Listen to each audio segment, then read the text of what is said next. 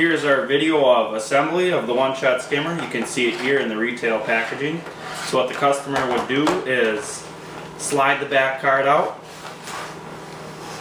and then you can see here that everything is packed nicely in here. So this all stays in there. It all snaps in very nicely. So then what you would do is take out your 10-inch aluminum rods, the skimmer, and the handle. Once you have those out, you would take your 10-inch aluminum rods and snap them onto the skimmer portion.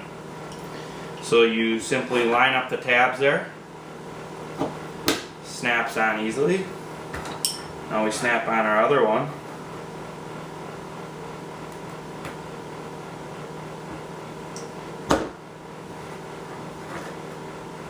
Like so. Now we would move up to the handle.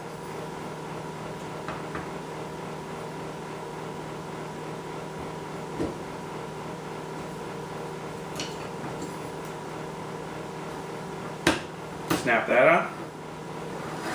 And then our last connection.